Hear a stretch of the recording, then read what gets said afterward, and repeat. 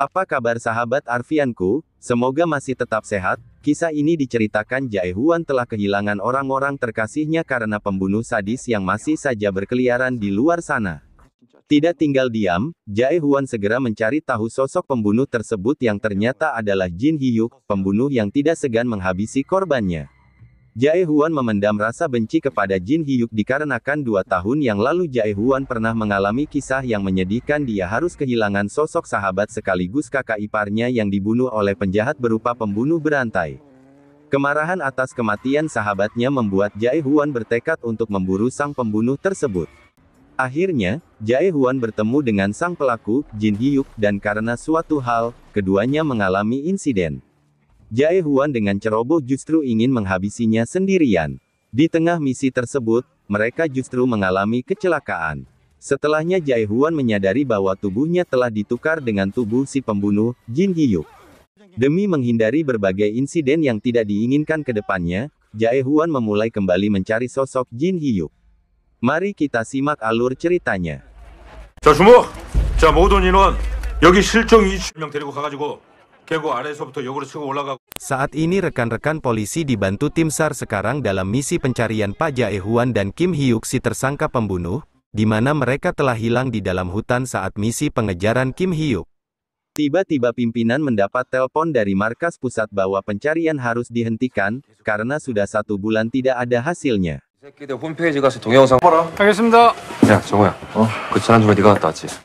저 혹시 Saat komandan lagi sibuk mencari informasi tiba-tiba ada kecelakaan mobil, ternyata di dalam mobil itu adalah Pak Jae Huan dan Kim Hyuk si tersangka.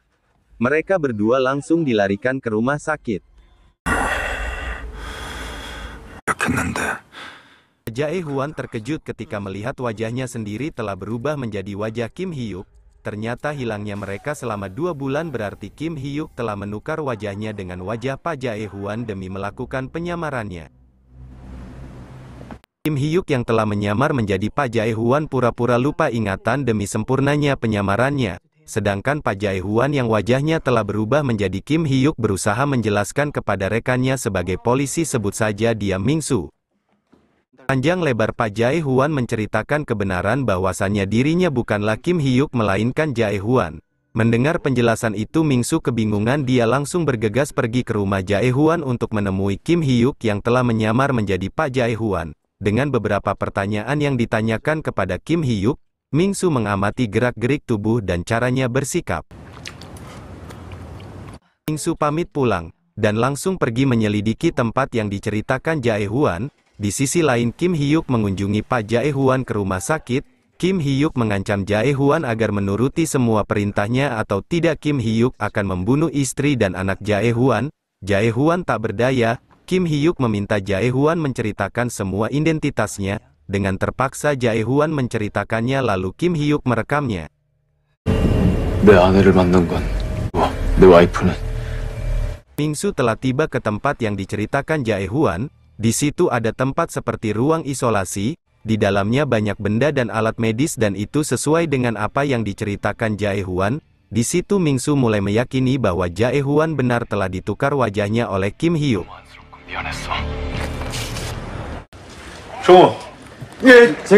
Tiba saatnya Jae Huan yang berwajah Kim Hyuk dipindahkan ke penjara.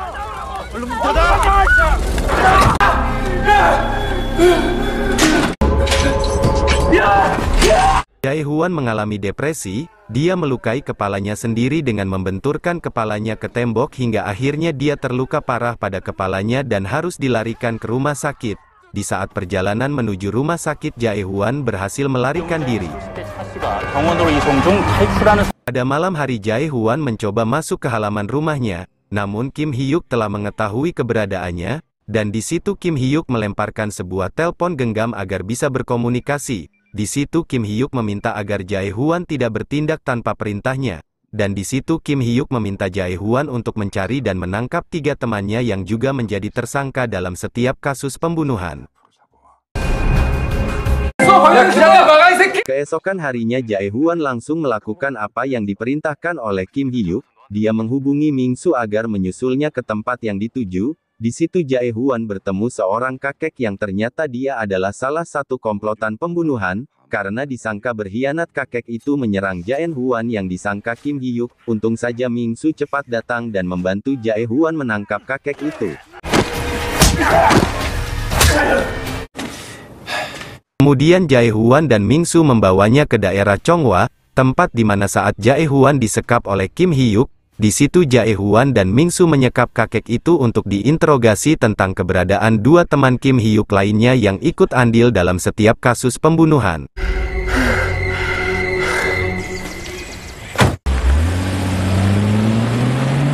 Malam itu juga Jae Huan yang berwajah Kim Hyuk langsung pergi menuju ke tempat teman Kim Hyuk yang ikut andil dalam setiap pembunuhan. Lalu mereka bertemu di dalam sebuah ruangan. Mereka saling tikam hingga akhirnya Kim Hyuk kalah dan tak sadarkan diri. Tiba-tiba setelah bangun badannya sudah tergantung dengan posisi kepala di bawah. Saat itu juga kepalanya merasa sakit sekali sambil terbayang di kepalanya kejadian saat Jae Huan menangkap Kim Hyuk dan kemudian membawanya ke suatu tempat untuk disandera. Lalu dengan sengaja Jae Huan menyuntikkan sebuah cairan kimia ke tubuh Kim Hyuk sampai akhirnya Kim Hyuk lupa ingatan dan Jae Huan mencuci otak Kim Hyuk agar menjadi dirinya. Ternyata cerita dari awal tentang Jae Huan dan Kim Hyuk yang tertukar adalah palsu. Ternyata sebenarnya mereka masih satu orang dan satu pikiran. Hanya saja diam-diam Jae Huan sudah merencanakan dari awal untuk mencuci otak Kim Hyuk agar menjadi dirinya, bertujuan untuk bisa mengetahui dan menangkap teman-teman Kim Hyuk lainnya. Akibat efek dari obat kimia itu mulai menghilang, akhirnya membuat Kim Hyuk bisa melepas ikatan pada tubuhnya dan tamatlah riwayat temannya itu. Ming Su datang untuk menolong tapi malah naas, dia malah menjadi korban juga oleh Kim Hyuk. Nyawanya harus berakhir di tempat itu.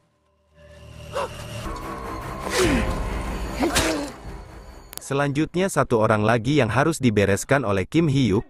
Akhirnya Kim Hyuk juga berhasil melumpuhkan temannya itu lalu membawanya ke tempat isolasi. Pak Jae Huan yang asli juga datang ke tempat itu. Namun kejadian yang tidak diinginkan terjadi di dalam ruangan itu. Sampai pada akhirnya Kim Hyuk juga menyuntikkan obat pencuci otak itu ke Pak Jae Huan. Lalu beberapa saat kemudian polisi datang dan mereka berdua harus mengakhiri hidupnya di tempat itu. Sekian cerita dari Arfianku kali ini, kami ucapkan terima kasih.